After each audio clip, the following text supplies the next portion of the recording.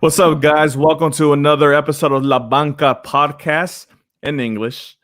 I'm your host, Mark, aka Marquinho, aka El Che Segovia. And today we have a special edition of La Banca podcast in English. Obviously, we know it's a new year, and with a new year comes a new hope for soccer fans across the world.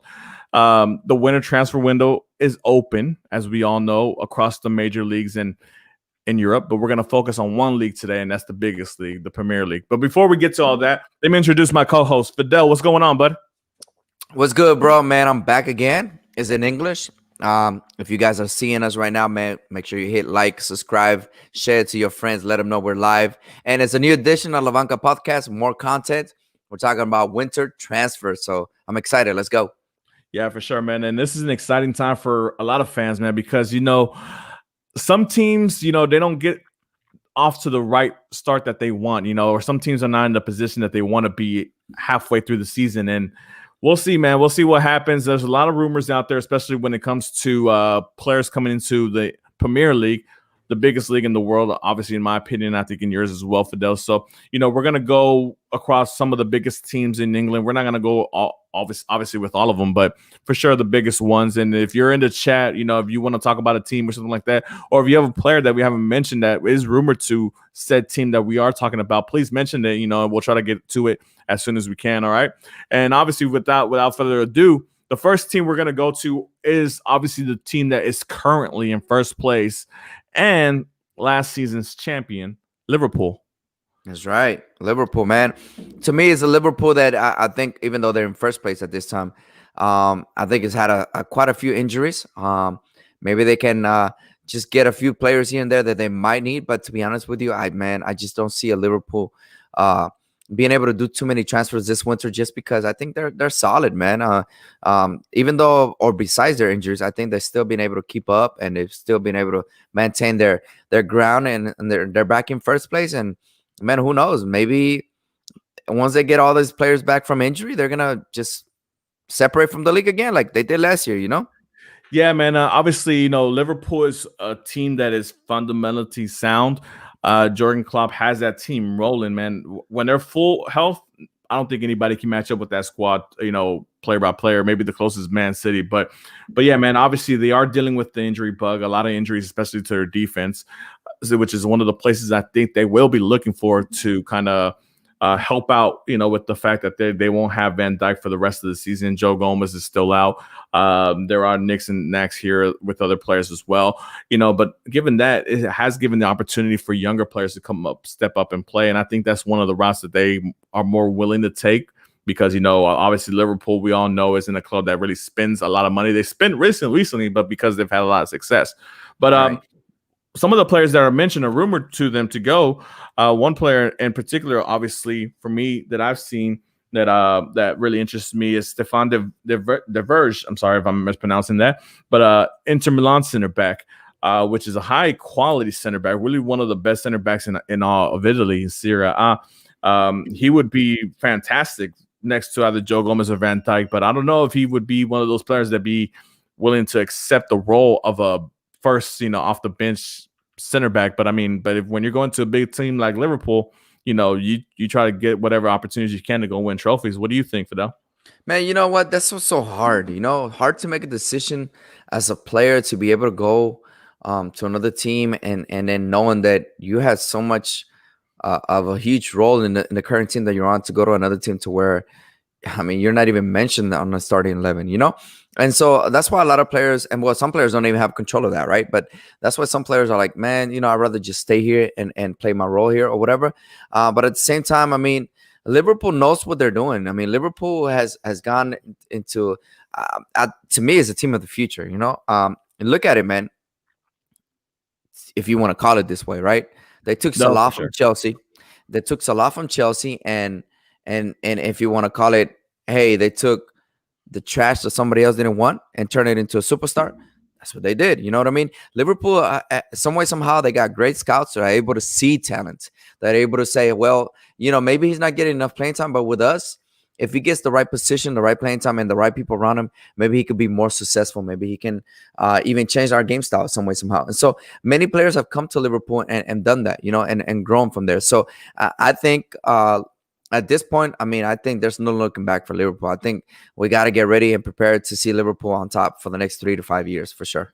Yeah, for sure, man. I think Liverpool is built the correct way. I mean, obviously, for those who don't know, when Barcelona came and bought Philip Coutinho for 110, 120 mil in the transfer window a couple of years back, they took that money and they spent it wisely. They bought Mohamed Salah from Roma at the time.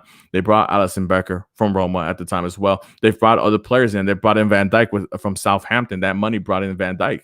So with the Coutinho money, you give a one world-class player, because I mean, let's not kid ourselves. Coutinho was the player for Liverpool at that time, but they replaced one player and brought in three outstanding players who have built the foundation for them for years to come and have garnered a lot of success, winning Champions League, the Premier League last season, obviously, and other cups as well. But yeah, man, I mean, obviously, I think Liverpool is not one of those teams we need to spend a lot of time on. I think they're, really stacked. And I think Klopp, to be honest, is really satisfied with playing the kids, man. And I think that's the way to go with them. So I think they're really good from that standpoint as well.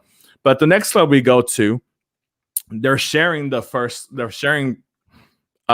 spot with Liverpool right now as far as points go. They're behind in goal differential, and it's a club that's been up and down, man. A lot of up and down for them ever since Sir Alex Ferguson has gone.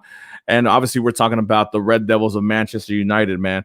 What are your thoughts on Manchester United right now as far as the transfer window? There's not a lot of rumors for them going on, but obviously one of the big things is Paul Pogba. There's a lot of rumors and a lot of circulation right now that deal with Juventus, where they flip-flop him for Paul Dybala, might actually happen. It might actually happen in this window. What are your thoughts on that? I don't think it's a bad idea. Let me tell you something, man. My point of view, ever since Pogba got to Man U, he was used and abused in a way where he doesn't normally work. There are certain players that can play one single position and they are zoned to that. They're like, their mindset is just that position, right? To me, Pogba is an offensive midfielder. To me, Pogba is not a defensive midfielder. And I see why, Mourinho used him as a defensive midfielder. The current coach uses him as a defensive midfielder because he's a tall, strong guy. But no, don't get yourself confused. Pogba is actually a creator. He's actually an offensive player. He's that Yaya Toure that Barcelona used to have back in the days, where he can go up there and score for you, and you're like, wait, you can do that too? Yes.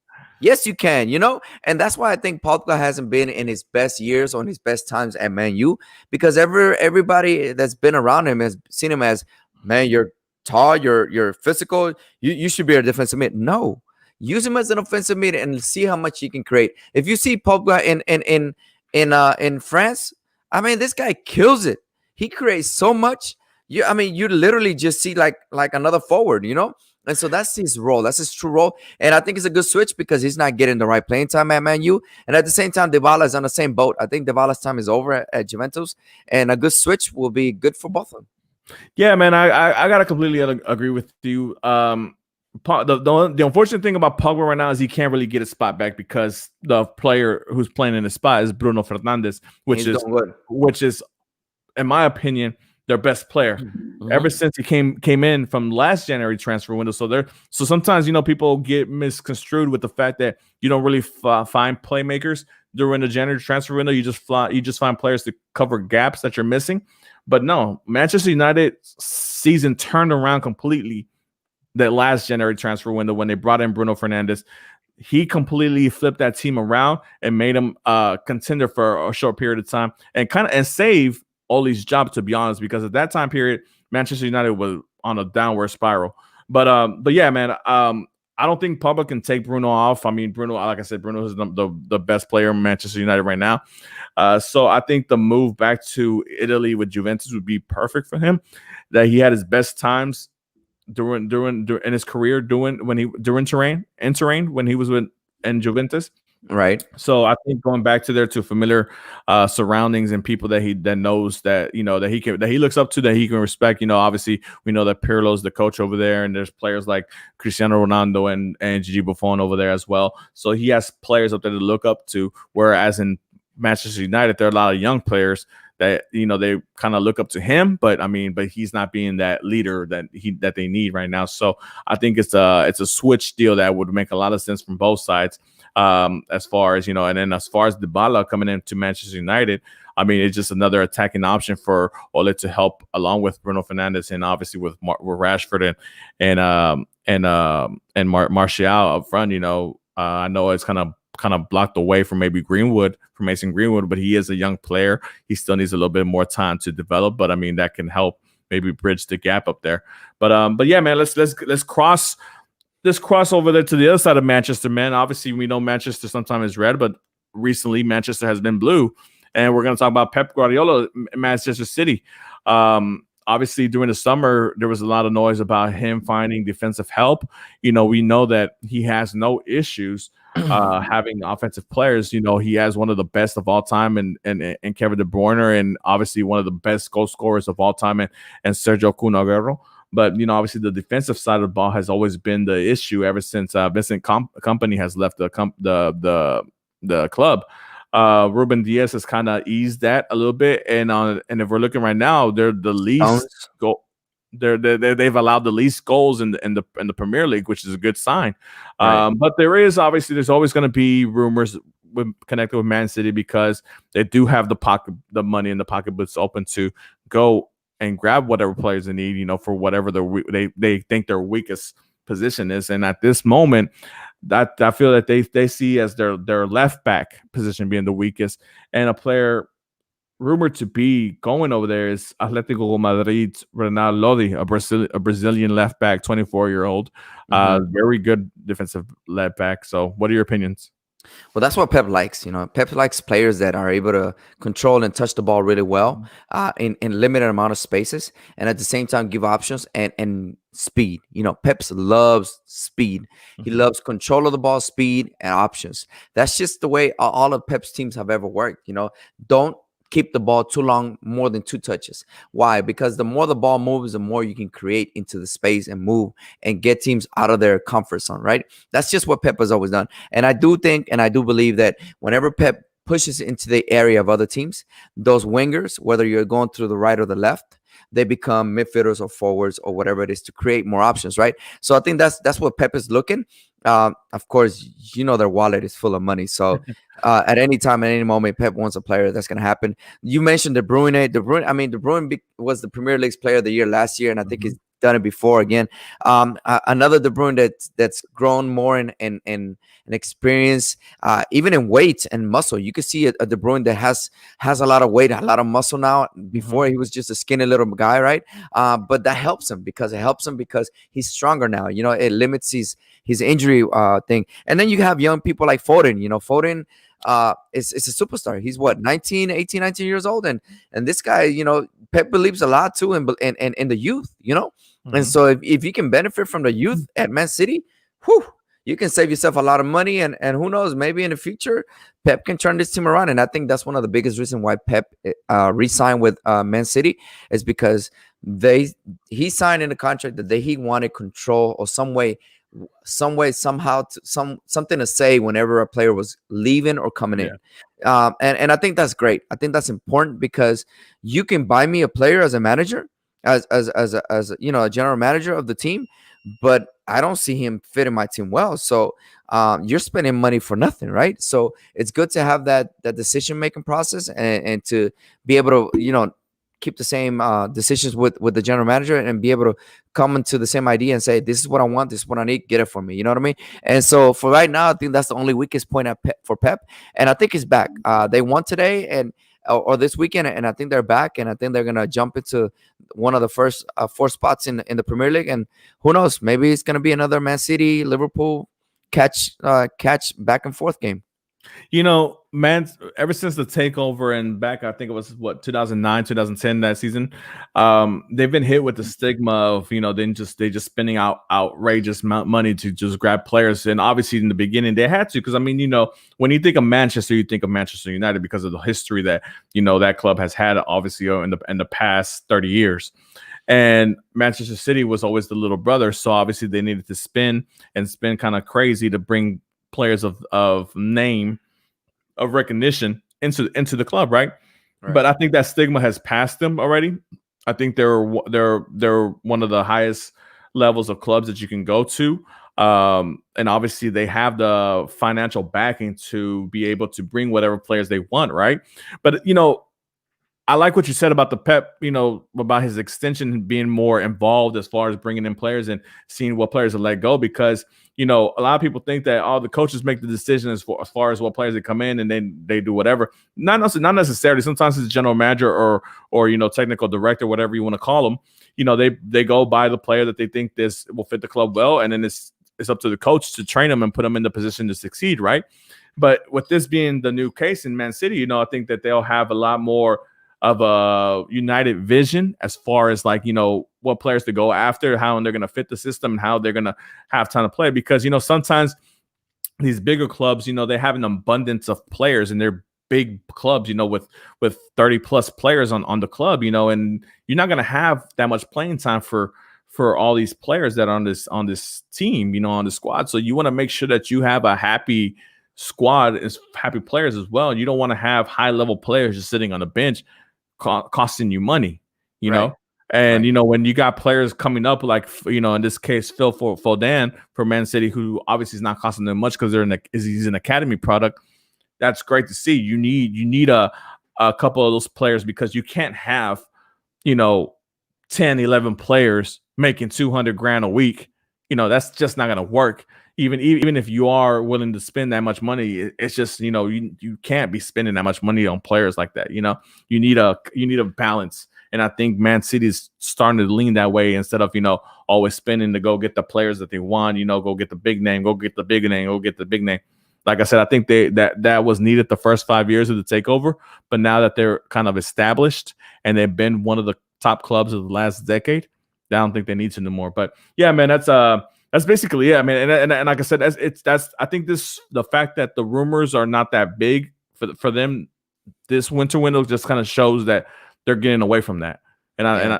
I think it's great for them. But another club right now that's on the rise, actually, and right now is doing very well for obviously being a mid-table club for a lot of time. They're a highly respected club, and they used to be a really big club, but they've gone and got the coach that they wanted, and Carlos Ancelotti, which in my opinion is one of the top 3 coaches that I've ever seen coach. Maybe he might be my favorite coach. Maybe number 2 behind Pep, but Carlos Ancelotti, man, I have a lot of respect for that guy. What he's done, he's gone to a smaller club than what he usually coaches, and Mhm. he's taken them up a notch. He's brought them up a level, and Everton's fighting this season for a top 4 position in Champions League position. What are your thoughts on what's going on over there in Everton? Well, I gotta tell you something. I'm a true believer of the middle teams, or even from the middle table down, as far as them developing and making great games out of what they have available. Right? It's not so much of expensive big names, right? And I like what Ancelotti is doing. I like what Southampton is doing. These are teams that are playing amazingly well. When you see their strategies, their tactics, you're like, wow, they have a game plan. It's not just let's go out there, boys, let's play hard and let's see what happens. No, there's actually a game plan. There's actually an offensive game tactic, and there's a defensive game tactic as well. Ancelotti, as Everton's is turned around, and believe it or not, Everton is a prestigious club, man. It's one of the It top is. It is. It six, is. 7 clubs of England from history. And so They it's might be. I'm sorry, Fidel. go ahead, go ahead. To be honest, when you say the Big Six in the Premier League, Everton is part of that Big Six, that original Exactly. Big Six. Up until recently, maybe Tottenham has taken their spot, but Everton is that original Big Six. Exactly. So a lot of people don't know that. A lot of people see Everton as one of those teams that should be from the bottom, from the middle table down, and it's not that way. And so Ancelotti is given a resurrection, if you want to call it, whatever the case may be. But I like it. I like its offense. I like its way to defend. And I think they're playing an Ancelotti style of game where your offense is your defense. Let's score more goals, so that even if the other team scores some goals, we still end up on top. Ancelotti has always liked to be on top in that case, aside from other people like Mourinho, where let's just get 1 goal and then sit back. You know what I mean? Yeah. and let's suffer, right? Ancelotti is like, no, we can beat this team. We can play this team. It doesn't matter what your name is. It doesn't matter who the other person in the other team is, and they win more money than you do. You can play their style or even better than them, right? And so if you've seen some games from Everton lately this year, there's a lot of excitement there, man. And I'm looking forward to a second half where Everton can end up maybe in the top four and man, be in Champions League, and that's going to be pretty interesting. It's pretty exciting too, because it's given it's given a lot of hopes to players like James and new players that are coming up too. Yeah, Yeah, yeah. Richarlison, and they're amazing players. Oh, they're amazing players for sure. I mean, the thing is, like, Everton's always been that club that goes and signs players. They always go and sign players, and they've always spent money, but they could just never get to the next level, right? To be myself personally, when they signed Carlos Ancelotti last season, and during the mid season, that's when I started taking Everton seriously. I didn't care what they were gonna do, during that season, because obviously that season was already gone, was already on hand, whatever. And it was just basically, hey, let's get some chemistry, let's get some togetherness, whatever, let's get whatever. What he's done for this Everton side, and obviously with the resume that he brings, coaching teams like Real Madrid, Bayern Munich, Milan, all huge teams, Chelsea, all big time teams. He comes in here going on this project because it's really a project. It's not one of those clubs where you're going to come in and you're going to win a title this season. Right. No, it's a project. It's a project that's going to take about 3 to 5 years. And I haven't seen him. In my opinion, when I see him, he seems full of joy. He seems motivated to go show that he can do more than just go into a big club and just win him a title and then, move on to the next club, Right. And, obviously he brought in a player like James Rodriguez, who he has a lot of understanding during his time in Madrid, and he brought him on loan when he was over there in Bayern Munich as well. So he has a lot of connections over there, and James has been doing really well. To be honest, has resurrected his career. Because he's been sitting on the bench and all that stuff. Now, another player that's like James, that's rumored to go to Everton this season, is a player that is rumored to go to a lot of places and is really unhappy in the place that he's at right now in Real Madrid. And that we're talking about Isco. Yeah. Isco, in my opinion, is a fantastic player. Honestly, in my opinion, can be a top 10 player worldwide if he would have given the opportunity. I'm not sure what the whole friction has been with Zidane during his tenure this time and during the tenure last time, and in between, I don't know what's going on. The situation, obviously, I don't have any connections towards that. But what are your thoughts about Isco possibly going to Everton? And I think, honestly, if there's going to be any of the clubs that he goes to, I think Everton is the highest possibility of the club that he goes to. I'll become an Isco fan, bro. And I'm not a big fan of Real Madrid again. I'm not a big fan of teams that have a lot of money. But let me tell you, man, I see it. If Ancelotti found a way for James to be creative on the wing, on the side like that, and to be able to score goals and leave Madrid, I mean, Isco can do the same and probably even more, because if you look at Isco's more of a creator. He's more of, I want the ball, I need the ball. So Isco is more of one of those players that, like, give me the ball. Let me show you what I can do. Let me show you how I can change the game from one side to the other and take shots and give you balls, right? So at the same time, I think Ancelotti knows what he wants, knows the type of players that they are. He understands their capability. And then bringing them to a Premier League, it's not easy. You got to adapt. Players like Jerry Mina, who left Barcelona to go to Everton, who a lot of people are like, well, he's too tall, he's kind of slow. No, he has adapted really well. And Luka Digan too. Well, exactly. He might be considered one of the top left backs, maybe behind Andy Robertson. There you go.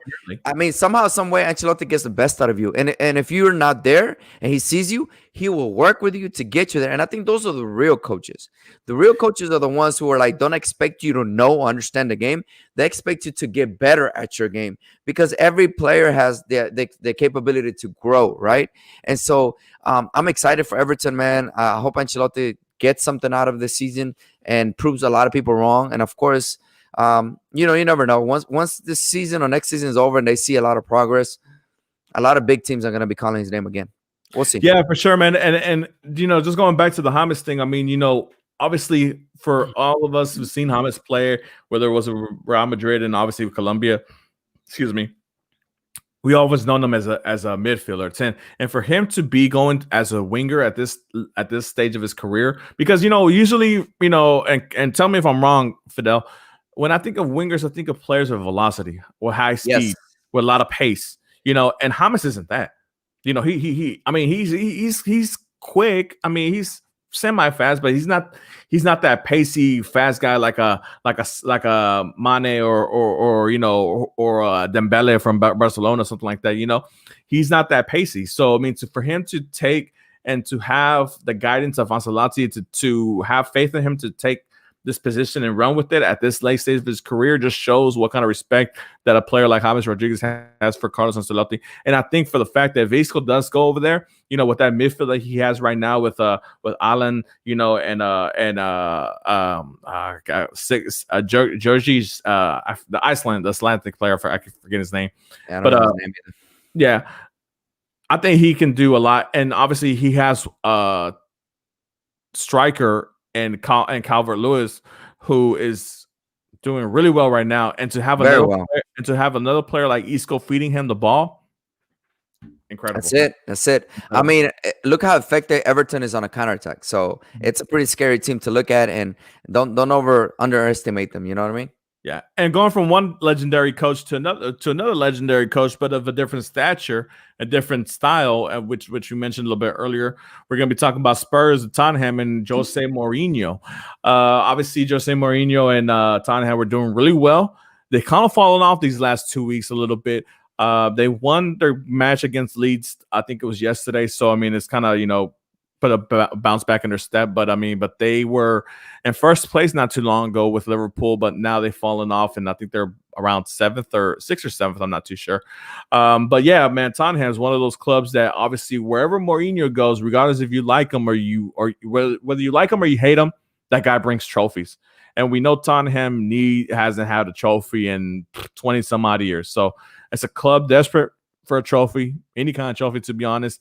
It's my huge rival because I'm a Gunner fan, so I can care less if they win trophies or anything. They can lose all their matches for all I care.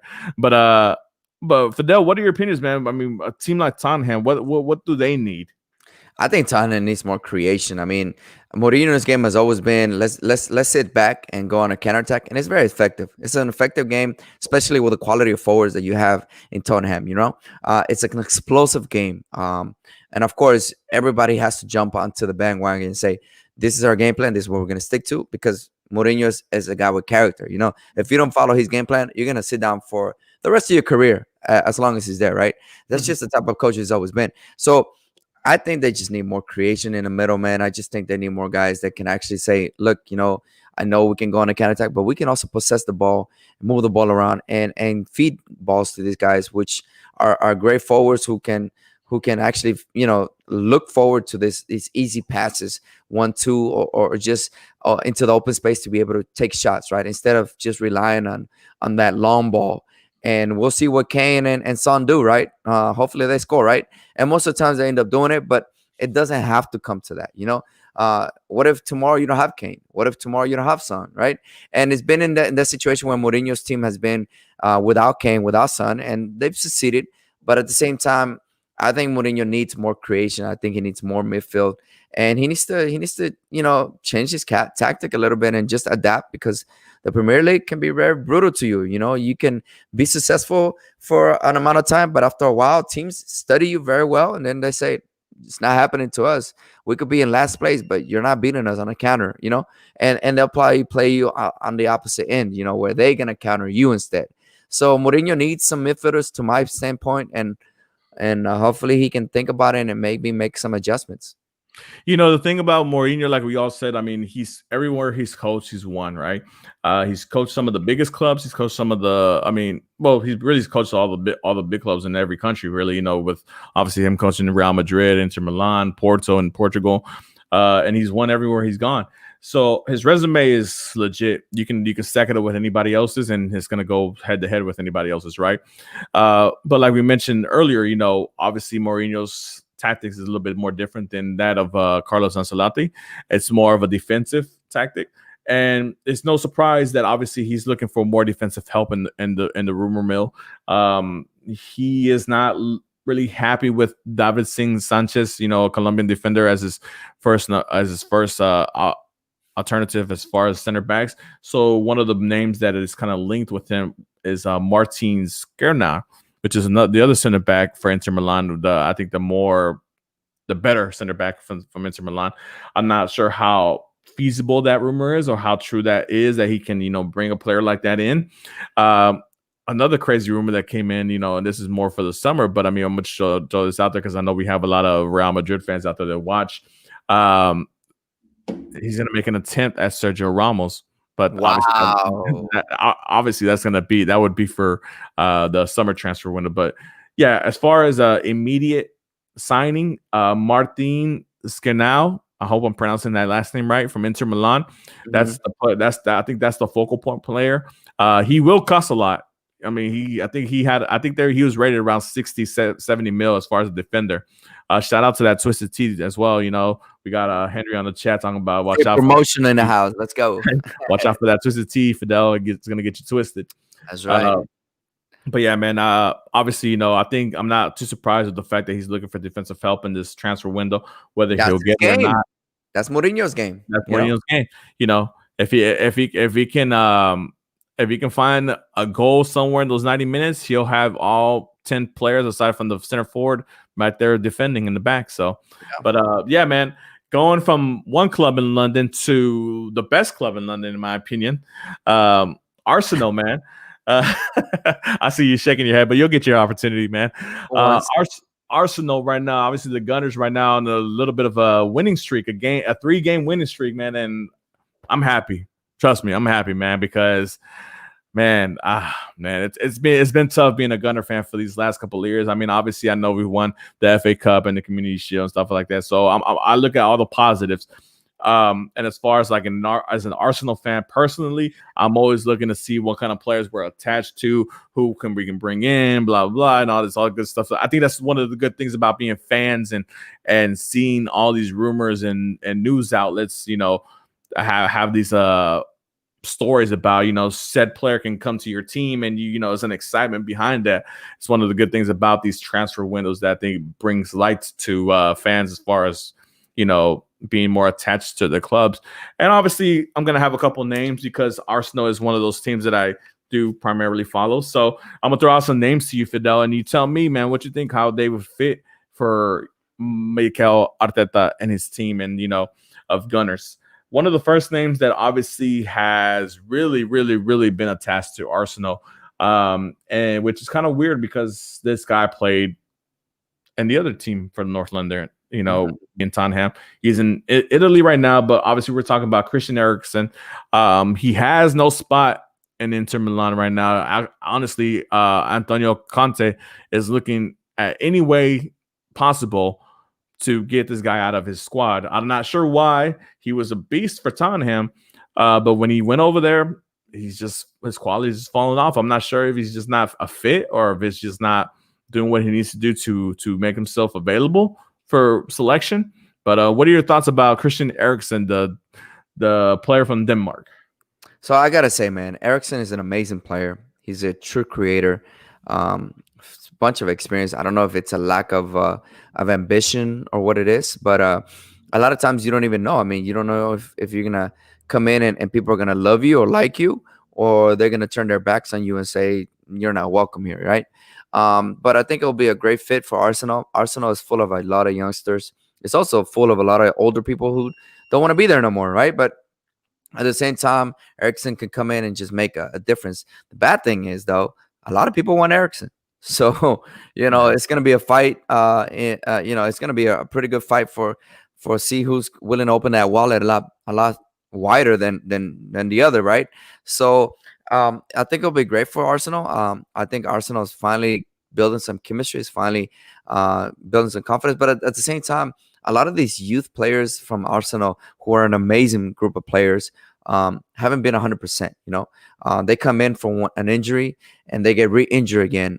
They come in and play one or two great games and then boom, back to injury list. So, they're young. They're gonna get injured really easily because they don't have that body or that condition to be Mentality. Yeah. Yeah, it's hard, you're young, you're hungry, but on a jump on a 50-50 ball, that could be it for you. You know what I mean? You could get hit somewhere where you didn't even expect, and now you're out for 2-3 weeks again. So it's tough. The Premier League does that to you, and hopefully, Arteta inherited a team with a lot of pros and cons.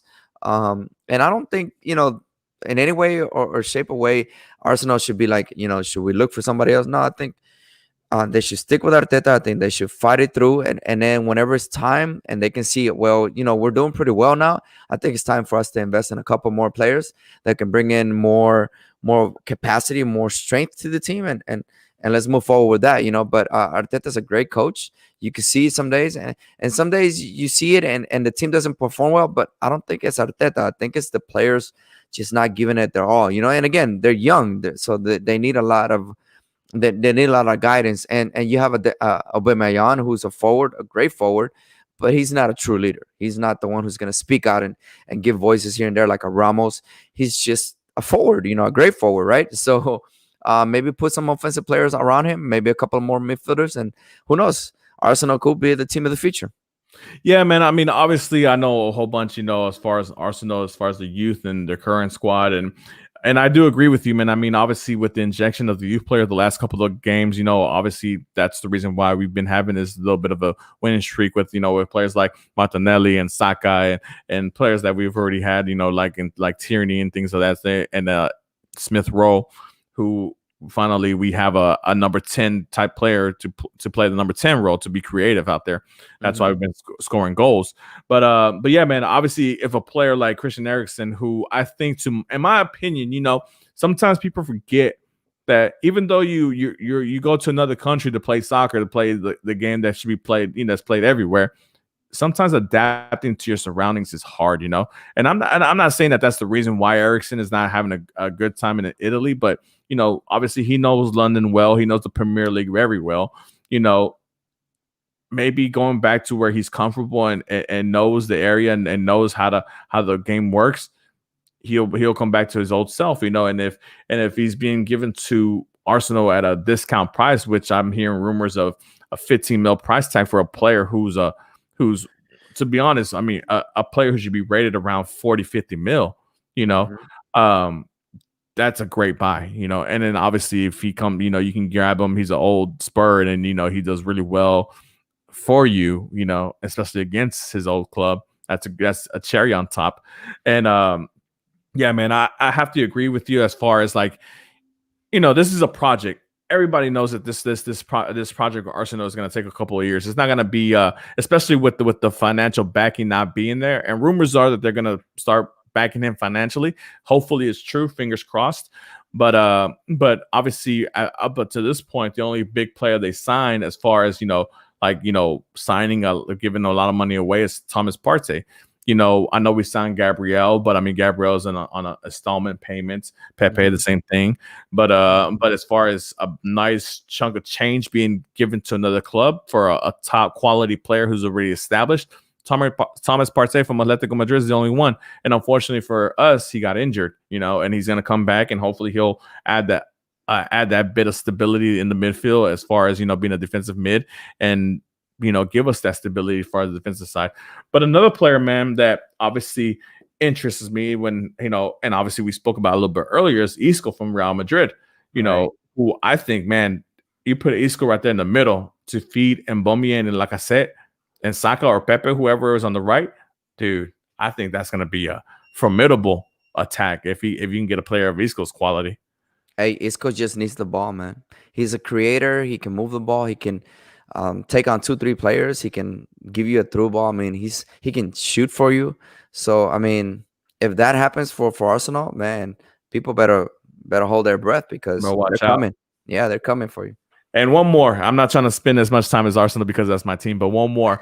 And I honestly, to be honest, I think this is the player with the most possibility of coming to Arsenal in January, and I wouldn't be mad if he did, man. I mean, I think he's a great talent. It's Julian Brandt from Borussia Dortmund, another attacking midfielder. So obviously, there's a trend here. Arteta knows he needs a creative midfielder. Right. So they're focusing on this, and hopefully, we're able to grab somebody for this transfer window. But Julian Brandt, man, I mean, I think he's an awesome player for real for Borussia Dortmund. It's kind of crazy because Borussia Dortmund, they're kind of different when it comes to their transfer and bringing players out and pushing players out, because he's a 24-year-old, so he's barely going to go into his prime. But 24 years old at Borussia Dortmund means you're a little bit old, man. So, those guys over there like to play the teenagers and the youngins. You got players out there playing, you got Haaland at 20, you got Gio Reyna at 17, Jordan Sancho at 19, you got a bunch of players in their teams. So, 24 years old is kind of like the old head from that team. So, there's a couple of teams in the Major League Baseball that a lot of people don't see as their business, right? They're not there to win championships. They're there to build players and sell them. That's what they're made for. Athletics is one of them. The Dolphins, the Marlins are another team. For a time here and there, the Brewers and Tampa Bay was those kind of teams. That's what Borussia Dortmund is. If you look at Borussia Dortmund, every year you see brand new players come up and show a lot of talent. It's like they got great scouts or great academies, right? I think they got the best scouting. Right. And so they know where they go and they grab the best players. They put them to play in their first division for 1 or 2 years. They stand out so much and then they sell them. Right. And so that's what Dortmund is known for nowadays. It used to be Ajax and Barcelona, right? Which are still doing the same thing. But lately it's been Dortmund. Dortmund is just selling players like crazy, and they're all foreigners, right? Most of them are all foreigners and they're out there and they're standing out. So imagine, it's scary. Imagine you seeing Isco plus Brandt and then Ericsson at Arsenal this year. Whew, man, that would be a joy to watch. I don't know about all three, but man, I mean, I'm just hoping. I'm hoping for one of those guys. If we get one of those guys, I'd be super excited. Obviously, as a Gunner fan, I'm hoping. I just need them to show improvement and hopefully qualify for a spot in Europe. I mean, whether it be Europa League, I would love it to be Champions League, but I mean, if we can do well in the Europa League and maybe win that championship and then qualify for Champions League that way, that'd be awesome. But but neither here nor there. Whatever. I'm hoping for the best for Arsenal. Go Gunners.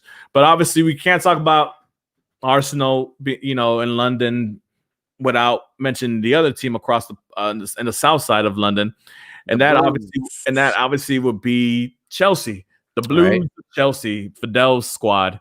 Fidel. So obviously, you have close ties to Chelsea. You're a Blues fan to the end, and obviously right now you're not doing very well, man. You've kind of lost a couple of games here and there, and obviously today's match against Man City didn't go really well. The London Derby didn't go your way either, and then I think you tied against somebody else in between. I can't remember the other match that you had, but Frank Lampard spent 200 million, dude, on in summer. What's going on? Yeah, so you look at the roster and you look at the game and you look at the players, and it's filled with talent and not just talent, but players with experience, right? And so you think, well, is it the players? And I'm done, man. I'm done thinking it's the players. I love Lampard. I'm grateful for everything he's done for our club. But at the same time, I think it's him. I think his tactic is just not there. And not just that. I mean, today, if you saw the game today, Conte was last man.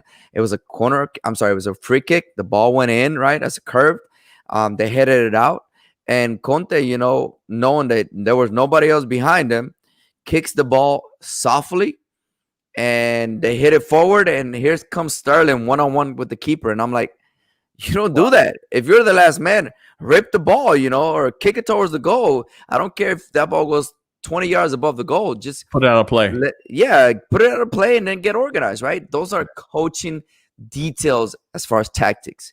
And I think Lampard is lacking that. So if there's going to be any transfers in Chelsea, it's going to have to be Lampard. And it hurts me to say that, but I think it's the only way to go from it because you got great talent. Pulisic did some amazing plays today.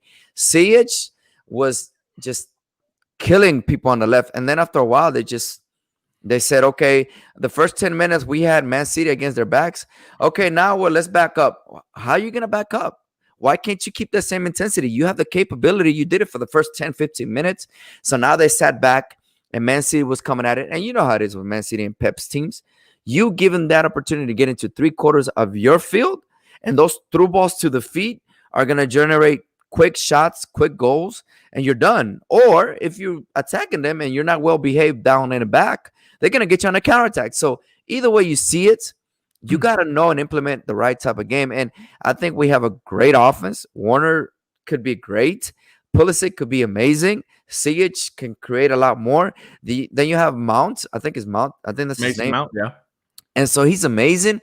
And Conte's not a bad midfielder. Who else is playing next to him? And you forgot Kai Harvitz. Kai Harvitz as well. Oh my God! I mean, But and I mean, you have a great team. So what's the problem? I just don't think that we have the right mentality, tactical wise, going forward. Because I see a lot of, hey, Pulisic, take the ball and create. Hey, Sage, take the ball and create. And it's not about that. It's about take the ball, yes, try to create. If not, here's your next option, right? And a lot of these players go forward and don't know what to do. They don't know what to get out of it because they don't have a plan, right? And so for me, Lampard is the one that has to go. But the team is great. You said something in the Spanish show that really caught my attention, or I don't know if you said it during the show. You might have said it in our in our prep for this show, but you said that Lampard's playing 3 number 11s.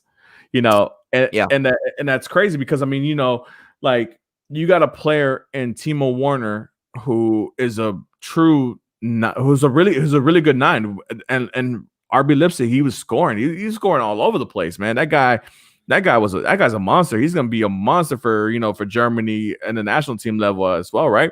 Yeah. So and then you got players like Tommy Abrahams. You got, obviously, you mentioned Pulisic, you mentioned Mason Mount, and players of that nature. And you think about it, and you're like, man, I mean, you got so much offensive firepower. But Giroud, you got Giroud. Well, yeah, that's too. But I'm talking about like you're starting, right? You're starting, right. You're starting players, and then to still hear rumors of Chelsea being linked to Haaland from Borussia Dortmund, to being linked to I even saw Messi's name thrown around. Like that's crazy to me. Like, how much more does this is one of the things where we spoke about earlier. Like, right. How much more does a high spending club need to the point where they have to determine, like, look, man, we've given you all the players that you've wanted. And this is the thing with I said about Arteta in the Spanish show. Like, if you give the coach all the players that he's wanted, he's picked these players, right? They've come in, they've worked out, they've played the games, and the chemistry's still not there. Then is it really the player's fault, or is it now the coach's fault? Because he's the one that chose the players. So if these players are not fitting his scheme, he should have known that prior. Because you share notes with the scouting department, you share notes with your technical directors. So if you thought that this player fit your scheme and he's not, because like I said, Kai Harvitz, he's an amazing player, man. He's just not doing anything for y'all at all. And he cost y'all 80 mil. Yeah, and then you're talking about that they want to get Alaba too, and that's going to be a fight. Yeah.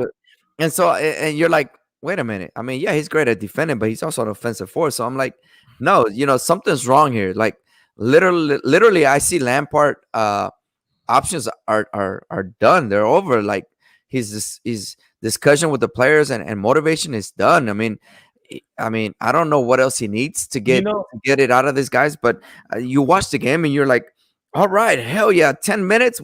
We got Man City against their backs, and then all of a sudden we sit back and we're like, okay, wait, what are we doing? Like, now Man City got a goal on us. Oh, now we got to go get that goal back. Boom, counterattack, another goal. I'm like, okay, now we're 2-0. Let's get one before the break. Boom, a third goal. And you're like, wait a minute, Lampard. I mean, secure your bag, like stop them goals from coming. And that's what happened to Arsenal too. I mean, it's been a constant games where like you're thinking, okay, we have a game plan. Now the game plan is, I mean, it's like like you go into a game and like, this is our plan A, but things go south and you're like, well, what's plan B? What's plan C? There is no plan B, no plan C. So you're just waiting for the whistle to blow then. That's it, right? So I don't know, man. To a certain extent, like I said, I think Lampard just either needs to find new ways, more guidance, or more experience. And I know he means well for the club. I mean, I love them, but we need somebody with more experience, especially with this group of talent. you need somebody who really knows what they're doing Yeah, to get it going. it's one of those things when you go from a player to a coach, and especially when you go from a to a big club like Chelsea, and you being a club legend at that club, it's kind of one of those things where you have that stigma of like, because he was part of the Chelsea glory years when they won the Champions League, when they were winning, Right. Premier League titles. It seemed like every other year. So he has a certain standard of what Chelsea wants needs to be, right? So when he's not getting that, I feel like he's kind of blaming it on the players. But I mean, to a certain extent point, you can't blame it on the players. I mean, these are the players you brought in, Yeah. to a certain point, Interesting you say that, and I'm sorry to cut you off Like, so early, but I think there's one specific thing that clubs are missing on teaching players, and yeah, that is learning how to love that jersey and learning how to love to play for that club, or understanding the history, right? Like if you're gonna come and play for let's just say Barcelona, right? You gotta understand the history of Barcelona and what it takes to be a player at Barcelona, right? Even though you weren't made there in their Masia, right? Same thing goes with all these clubs. I mean, great players go from their academy clubs, where whether it's Dortmund or whatever, and they go into big clubs, right? But they don't, and you're like, man, they're not exposing their talent that they used to in their other clubs. Well, a lot of it is the love, the love to appreciate that jersey and that history and that culture, and I don't think they implement that a lot on players who transfer to other teams or move to other teams for more money, obviously. But you need to do that, because when a player goes out, he's like, man, I don't care if I'm the only one killing others out in the field. I'm gonna be the one who everybody's gonna talk about. He was the only player who came out to play today, and yeah. period. That's what the premiere is about, by the way. Before we go, we have a listener on the chat, Luis Cornejo. For those who don't know, is a close buddy of ours. You mentioned Major League Baseball earlier, the squads, and you were comparing them. He said, "Don't forget the Yankees." Nah, Luis, the Yankees are Real Madrid, man. They go and buy everybody. That's the best team. The best team money can buy. That's what the Yankees are. Best team money The can Yankees buy. are. That's Yeah. right. So I mean, if you want to go that route, I mean, you can buy a lot of players, and yet you don't achieve anything. So I mean, how Right. many World Series have they won the last 20 some odd years? Oof. you know, but before we go, man, obviously this transfer window special, this special show that we're doing for the transfer window, obviously because there's a lot of fanfare when it comes to transfer windows. Obviously, you saw how passionate I was with Arsenal, and if you've seen the Spanish show, you see how passionate our other co-hosts are with their teams, respective teams, and all that. The good thing. Obviously, this one's solely focused on the Premier League. We know that there's a lot of other big clubs in Europe, and we're going to get to those clubs. We haven't really set a date for those clubs yet. You'll hear from us pretty soon. But yeah, man, obviously, thank you for the support. Remember, before anything else, for those new subscribers or new to the page, click that like button, subscribe, click that notifications button, and share it with your friends, man. Obviously, like I said prior to in other shows as well, we're doing this English show because we see that there's a lot of new subscribers that want content, and we want to give you that content, obviously. And we're here to talk soccer from any parts of the world, really. Europe, South America, Central America, even here in the United States with the MLS. Whatever y'all want to talk about, we're all ears, man, and we're here for y'all. Fidel, any last words before we head out? Like I said, man, hit the subscribe button, hit share, like, and we'll see you next week, man. And hopefully, you guys can get a lot of our information. And if you guys got any ideas, you want to see something different, go ahead and let us know, man. We're here for you guys. And also before we go, last thought, comment on the show, man. Whatever, trust me, we get those comments as much as we can. And yeah, man, we love the interaction, man, guys. So salud, see you next time, and stay safe. Ciao, ciao.